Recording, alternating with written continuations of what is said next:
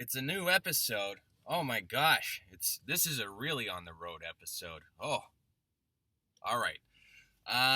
Yeah, so as you can see, there's a lot of developments going on, getting ready for the big push towards the West, boys. And I was as you might notice, I'm still wearing the same shirt I was wearing last night. And yeah, this video I'm throwing together on wait, did I forget my format again? I forgot. Well, it's the part of the episode where it's at the beginning and I tell you to roll the clip. And then the clip rolls. Parkdale High Park, and he is Thomas Zog, representing the People's Political Party. What a ride, ladies and gentlemen. What a story. The fable. What a story. Hey, Thomas, please tell us a bit about yourself and your party and where you'd like to take the province. Words that Thomas Zog admits to writing. Our party is a global grassroots party. I feel that Don Cherry getting fired on Remembrance Day Synonymous with anonymous. We are needed some type of response to get our banking sector out of fractional reserve banking. The hugest issues that's causing these deficits is the fact that new money is created at interest, and it creates a rabbit hole that is impossible to get out of. He's been ordered to take a mental health assessment by a doctor. What is going on in our country? Doesn't want a lawyer, but would rather represent himself. Canada is not exactly a free country. It used to be, it's supposed to be, but it isn't right now. You see the fire. There's like a Hindu practice, actually, where the Hindus, when they meditate, they stare at the flame because it helps center and align the crown chakra. That's it for now. Legendary.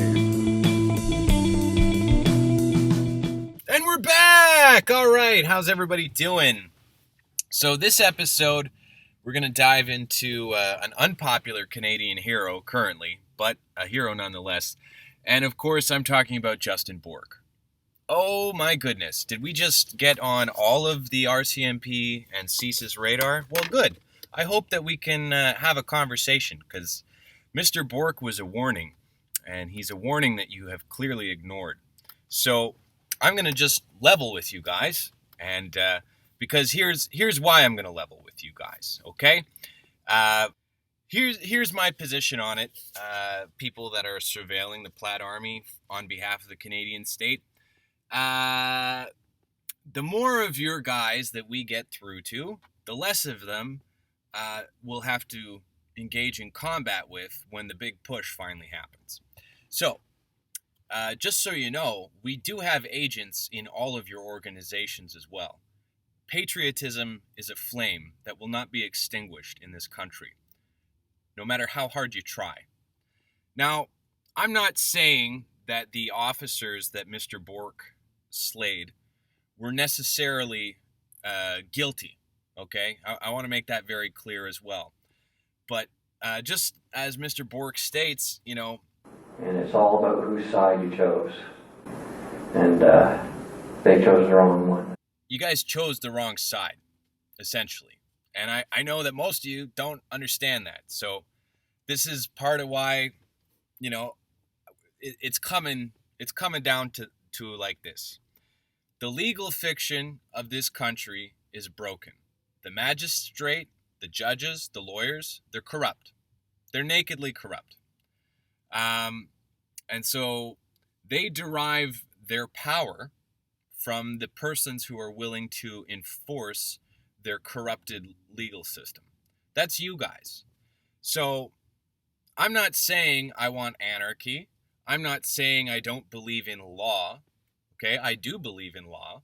I have such a profound understanding of law that I can recognize that Canada's laws are not legal, that they lack auctoritas, which is, research the shit that I'm talking about, you fucking pigs. And I'm going to be honest, okay? I've got my nose out of joint about the Canadian police. There's one cool sergeant that I met in 11 Division. He knows who he is. And, the detective that was the lead detective for the Cenotaph thing, nice guy. Not actually a Canadian, though. He's a Brit, but, that's all right, right? Whatever. But when it comes down to my interactions with the rank and file members of the Canadian police force, you guys are fucking goons most of the time. You don't conduct yourselves with the level of professionalism that I would expect from 16-year-old air cadets. So that's a problem. Now, as you can see from some of the clips that are getting interspliced here,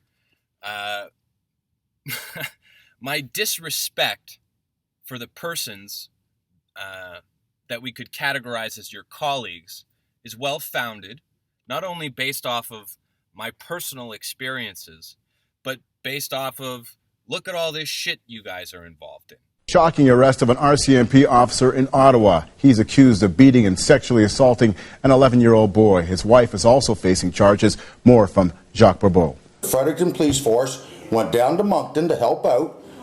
They didn't help. All they went down for is to get all fucked up on their steroids and their drugs on the way down, probably smoked pot and snorted some coke. No, come on. Let's give it a little bit. No, hold on a minute now. It's a known fact that the cops were involved in the drug dealing down in Lower St. Mary's at the gym. The Mountie made a brief court appearance. He's accused of beating and sexually abusing a young boy. And he and a woman also face charges of forcible confinement and failing to provide the necessaries of life. The child is believed to have been locked up for months in the basement of a suburban Ottawa house, shackled and handcuffed. Earlier this week, he managed to escape, and he was found wandering the streets, starving and dehydrated. So I feel bad about that. Soon after arriving at the house, Ottawa police arrested the RCMP officer, and child abuse investigators were called in. Soon after, a 34-year-old woman was also arrested, and police say there was more than one victim. News of the arrests shocked the residents of this neighborhood, but one neighbor says he had a previous run-in with the RCMP officer. The neighbor says one day his two dogs accidentally got loose, and the RCMP officer flashed his police badge and threatened to shoot the dogs.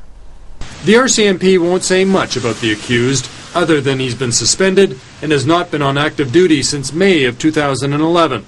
Although court documents suggest he was a member of the RCMP's anti-terrorism unit.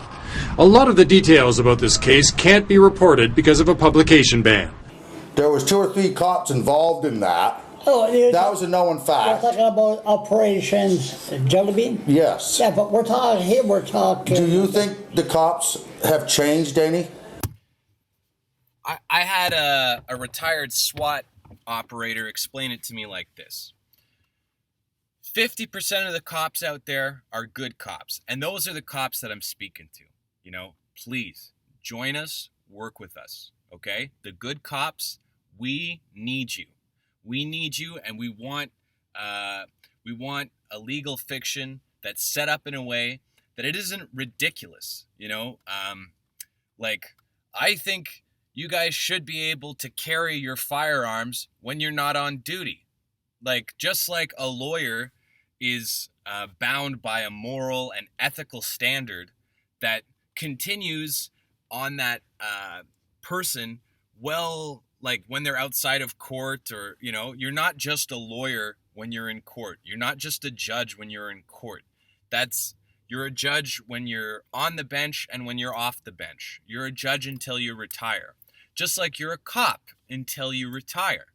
So, because I think it's ridiculous that police officers aren't allowed to carry their service weapon with them when they're not on duty. Because the simple fact is, I'm sure there's tons of situations where you guys see some fucked up shit going on and you're powerless to do anything about it, right? And so the problem is that the legal system is structured in a way where it treats us all like children. That's an issue. That's a very serious issue. And so to the 50% of the police force that are good cops, heed my words when I tell you, stop showing up to work.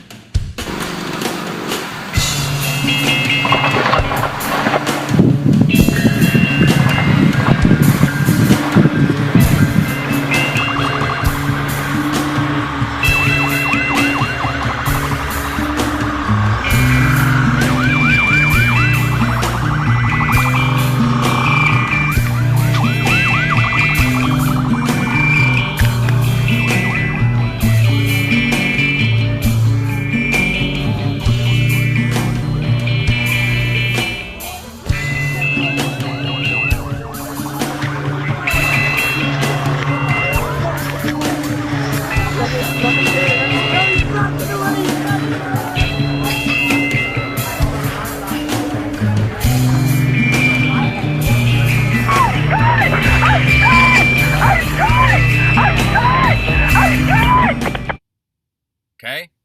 Stop showing up to work.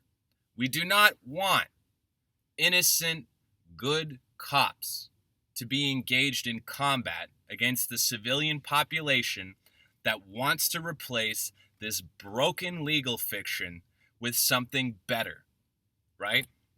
Now, obviously, not all of you guys are going to listen, and that's going to be an issue. But we've been giving these warnings now for the last 8 months, and so you're either going to play ball with us or you're going to meet the Justin Bourque fate, you know? And believe me, I have nothing to lose. I have absolutely nothing to lose because of all of the shit that I have been subjected to by police officers. Now, I'm going to be splicing in some clips here of these various mental health arrests, right? This is what I get to see in my neighborhood. Trying to put me under arrest for a mental health warrant. And now, the reason why I'm telling you why we were here, my colleagues came out yesterday. They submitted a report based on your interactions. We have some concerns for your well-being and your safety. Honestly, we can't, put it off a half hour. I'll do everything you guys want me to do. I know. My sergeant's advised that we have to take it right now. Listen, guys, I understand that you don't want to go, okay? I completely respect that. It's up to you what happens. You're going to have to go to the hospital. Then you talk to the doctor, and they make a decision, okay? You don't want to get hurt. Your dog's safe right now, okay? So once you're in the cruiser... I'm sorry, we can't do that, okay? Why? No, technically, we can't even let you drive away right now, okay? Now you have to get up. We'll have to go to the cruiser, okay? And you have to go down and talk to the doctor. We want to have to physically force you, okay? So this is what has been sworn out for. It's a mental health warrant. It's people likely known to you that have sworn out an information that's given us grounds, that's been put before a judge. And does it say who submitted it? Not on the warrant itself. It'll say on the do I not get to know that? We do have that authority, okay? So who wants to go first? So this is going to happen, folks, but it's just a matter of... Because honestly, I feel I'm being unfairly treated right now, especially by an organization that is being paid for my tax dollars and everybody else's tax dollars that should be for the better of everyone and not for the intimidation of people. Stand up, please, sir. However you want. Can you stand up, please? No. Come on. You have to stand up. Can you stand up, please? No. Please do this. No. I beg of you, one last time I'm going to ask you. Stand up on your own. No. This is what we have. It's given us the grounds to place you under arrest, put you in handcuffs, and take you to the hospital. That's what it is, okay? And how long do I have to be at the hospital? It's up to the hospital.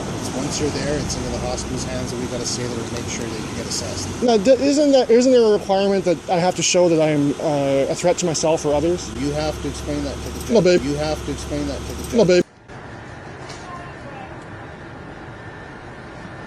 You're sick people. Yeah. We're doing our job. We're doing our job. So, I just woke up, so in the morning we're just heading into Minnesota. You just woke up, did you take your medication? We're in Minnesota and I need my medication. Yes, you do need your medication. I'll get your medication for you. Send the specimen to Nurse Ratchet. What's that? Conductant. A little dab will do you. Right, Mr. Jackson? Open your mouth. What's that? This will keep you from biting your tongue. Well. Now just bite down on it. Oh. That's right. Just bite down. Huh? Now bite down on it. Are you ready? Here we go.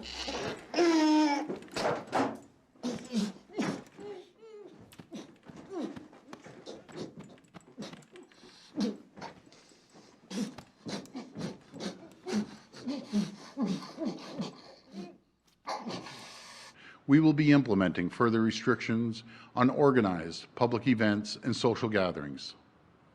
Starting tomorrow in Toronto, Peel Region, and Ottawa, outdoor gatherings will be restricted. These are unconstitutional laws, and you are enforcing unconstitutional laws. You are enforcing laws that are allowing people to be detained based off of what they think and what they say. That is not constitutional. But you are enforcing it because you are, what, just following orders, right? Let's do her job. Well, listen, boys. Following orders, right? That was not a valid defense at Nuremberg. And it's not going to be a valid defense for when the uprising happens. And this is what I want you to understand clearly. This uprising is happening because you are following orders without question and without thought. No more. Now, to the 20% of police officers that are involved in human trafficking, drug trafficking, and all other types of illegal activity, and you are using the badge to hide behind and conceal your criminal activity, we will hunt you to the end of the earth like fucking dogs. There is no mercy for corrupt police. And to the 30% that are turning a blind eye to allow this corruption to continue, get the fuck off the force. Now. To the 50%, work with us here, okay? There are some good judges, there are some good lawyers, right? But we have a big corrupt system, and we have to work together to fix it. And, you guys continuing to, especially with all this COVID bullshit that's being rolled out, any officer that is trying to enforce more unconstitutional laws, from now on, the rules of engagement are this. If you're involved in enforcing unconstitutional law, you are putting your life in your own hands. Because the people are justified in a lawful rebellion against unconstitutional law being enforced upon them. Now, when we look at the trial of Mr. Bourque, and you look at his defense attorney blaming right-wing conspiracy theories and not having access to marijuana, right? That's not a real defense. That wasn't a real defense, and that didn't afford Mr. Bourque a real defense. Because there is an actual defense, an actual legal defense for the actions that Mr. Bourque took. And based off of what I've been able to find just so far from his interrogation interview, Mr. Bourque was acting in accordance with the principles of a lawful rebellion. I'm going to admit to you right now, I've smoked marijuana, but obviously that's not the reason for anything. That's probably what's kept me from snapping, you know what I mean?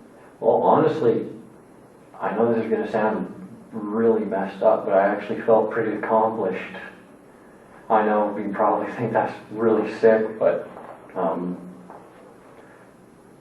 it's sad. They have might have had wife and kids, but every soldier has a wife and kids, right?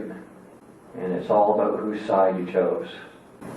And they chose the wrong one. Anyways, I was in the woods, and an officer pulled out a gun on me, so, well, it was obviously me who was faster than he looked to be. So I laid down a bit of suppressive fire. Had to stop, though, because there were civilians in the way. Okay, so he was on the move? Well, yeah, he was going to try and take me down, I guess, but I don't know what he was thinking. Obviously not a very combat-savvy guy. Okay, well, I kept running anyway, and an SUV pulled up from behind me, like I said. And anyways, I turned around, and again, I don't know where they get these guys. I just, what was it, like 2 or 3 shots? Anyway, just to the window. Obviously, we go through because it was a 308. And did you touch him the first shot, or? Pretty sure I tagged him the first. I just tend to double tap. Did you stay there, or did you run towards the vehicle? Well, I confirmed that he wasn't going to shoot me, and then I took off. I don't know, he had his gun half ready, but not ready enough, so... Okay, was his window down or up? I made it down. So you broke it? Yeah. Okay. Now, if our justice system wasn't so corrupt, Mr. Bourque's lawyer would have submitted a defense along the lines of Mr. Bourque's actions are justified because of a lawful rebellion. Instead, that's not the game that they played. Instead, they contorted Mr. Bourque and basically made him plead guilty. You'll notice that he points out the thuggish behavior of Canadian pigs. They handcuffed him, held him down, choked him, kicked him in the nuts, slapped him in the nuts. I mean, I wonder how many cops it took to do that on the Fredericton Police Force. And the other thing is, one-on-one without the uniform. Could they do the same thing? Really? Bourque is smarter than the cops are.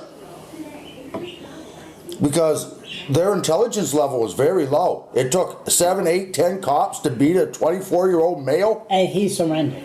He surrendered. But they beat him and kicked him in the nuts and slapped him in the nuts, choked him after he was handcuffed on the fucking ground. Why didn't they try to do it while he was unhandcuffed? Why didn't they go in the woods after him? Because they were scared. What'd you offer for anything? Like, no. You tied up your head a little bit, but yeah, a little your bit jaw. Yeah, it's a bit sore. Oh yeah, you should have seen it. Like the people, I hope the neighbors testified to that. Like, because that was just crazy. Like it was a good 10 minutes wait, and I was just like, well, when am I getting thrown in the car already? You know? Mm-hmm. And they were just stomping on everything. You want to put your hands like this? Oh yeah. I see you have cuts, so I'm going to try not to touch. Unfortunately, my main issue is why did the SWAT team from the Fredericton Police Force have to beat the young fellow out and choke him? And what the hell did they have to kick him in the nuts and slap him in the nuts for? Yeah, I agree. After he's handcuffed and down on the ground. And surrendered. He surrendered peacefully. He didn't try to shoot them. No. Like I said, I just endured some like Spetsnaz style torture there, so anything else they do to me won't be so bad.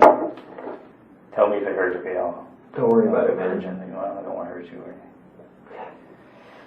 hurt you anymore anyway.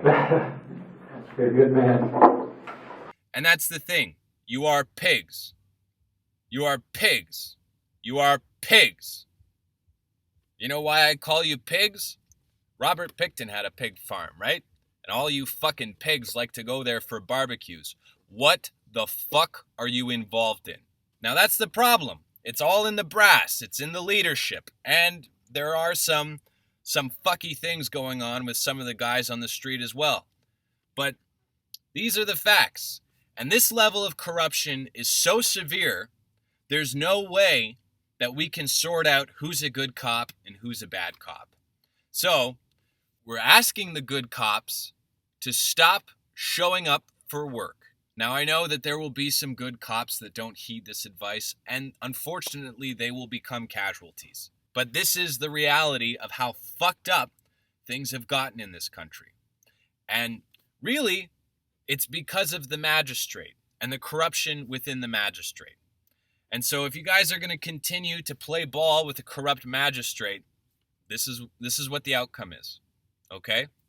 So, I feel like we've got all of those different points there covered. Oh, and okay. I want to mention this cop here that committed suicide. This was how Ron Francis grabbed national attention, lighting up a joint of medical marijuana, the treatment for post-traumatic stress disorder approved by his bosses, but not in uniform, not in public. I do have the legal right to smoke it in my red surge. Defying RCMP rules couldn't go unnoticed, but it was a risk Francis was willing to take. Ronnie's whole goal was never about smoking marijuana. It was about bringing to light that the RCMP was not providing adequate services to its officers who suffered from post-traumatic stress disorder. 20 years of my life. But it got a reaction. RCMP seized his uniforms, ordered Francis to surrender his beloved red surge. Distraught, lurching from crisis to crisis, he was detained for psychiatric assessment. Francis acknowledged his struggle with PTSD was reaching its limit. I'm hoping what I've been through will help others. But right now, I'm the one that's sort of in crisis. Police officers, firefighters, and paramedics are all hesitant to speak publicly about the terrible things they see on the job. But Corporal Francis did open up about some of his struggles. I still am plagued by flashbacks to this day of wiping brains from my boot every time I see a black doormat. That's called a trigger. Francis says he responded to many traumatic incidents on the job and encountered dangerous situations as a Mountie. He said his diagnosis of PTSD came in 2012 after authorities discovered one man's plot to kill him. He knew. Like, what do you guys think PTSD and all this fake mental illness shit is, right? I'm labeled as being schizophrenic, but you know, they tried to say that about Louis Riel as well. It's a made-up word that means nothing. And so you guys are stupid. Let me put it to you this way. Any cop that's been involved in a mental health arrest needs to resign immediately.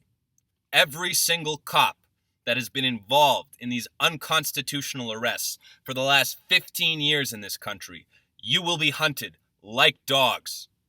Because you are dogs. Fucking bunch of jocks. Bunch of high school jocks that never learned how to have any respect for the nerdy guy. And then the nerdy guy grows into an adult. And guess what happens? You're used to bullying the nerdy guy in school. And then out in society, you're now a pig with a badge and a gun.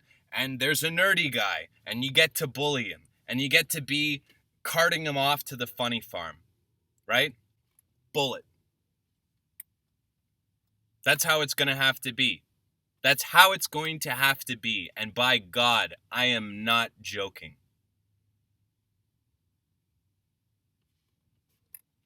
Now, the thing is, Justice Sosin, you're marked. Okay? You were willfully blind. These judges, these magistrates, unacceptable. And the simple fact is,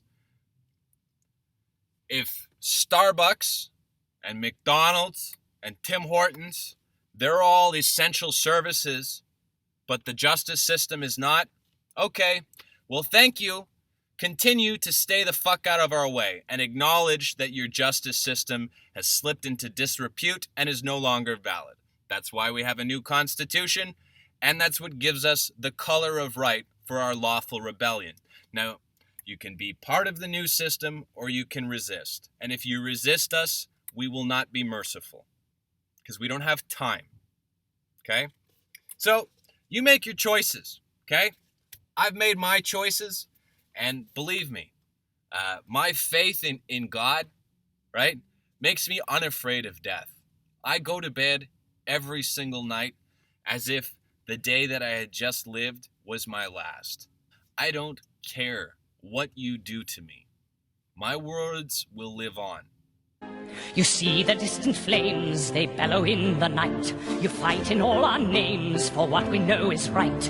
And when you all get shot and cannot carry on, though you die, la resistance lives on. And there will come a time, and maybe I won't be alive to see it, where this country will be free. And so you're either going to be part of liberating the country or you're going to be part of this Chinese communist subversion of our way of life. So you make your choices. I've already made mine. Have a good day. Keep me haunted, haunted like your whore. Then you wonder why I live with no soul. No! We have a monetary system that is ass backwards.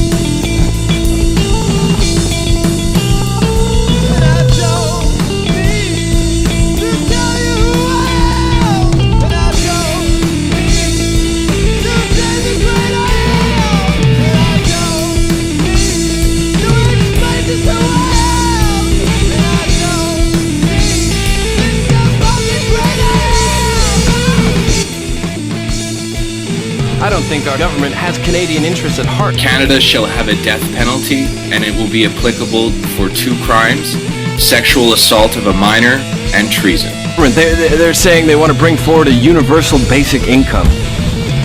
Yeah, that's not going to cause hyperinflation. The Bank of Canada shall own 13 crown corporations that conduct mineral extraction on Canadian soil. The assets of these crown corporations will be the property of the Bank of Canada, of which all Canadians are shareholders. Our country is literally carbon neutral. Monetary reform. Penny's got a day job, Johnny's on his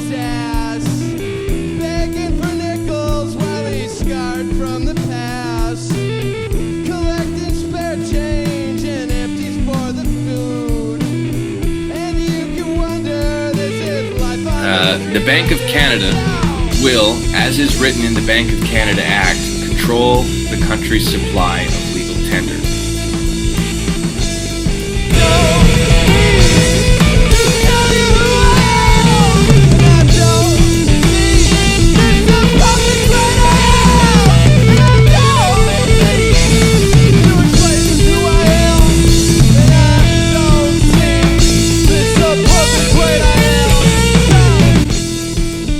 Canadian government is part of the secret global government that's been set up by the global bank. And the British monarch bears much of the legal responsibility for a history of genocide and widespread discrimination against the original peoples. If you look at Canadian law, like the Bank of Canada Act of 1935. And the right for civilians to own and possess firearms shall be included in the Canada Act. It gave us a moment to have a conversation about legal misconduct will be included as an aspect of treason. So calling out both Toronto and Mississauga mayors. You people are weak leaders. That's it for now.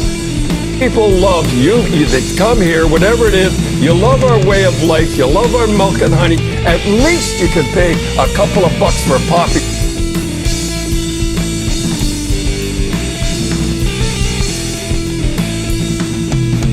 Legendary.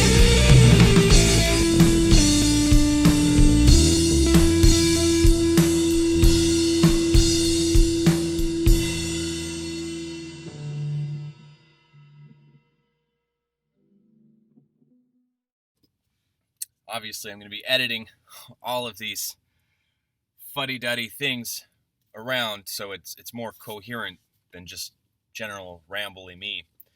General Zog, the Rambler. With the same mentality as Justin Bourque, that's tired of society, and the rich getting richer and the poor getting poorer, to do the same damn thing.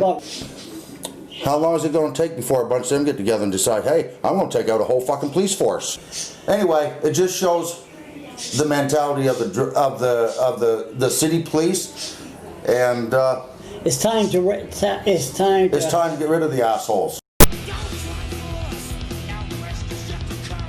Justin Bourque knew what he was about to do.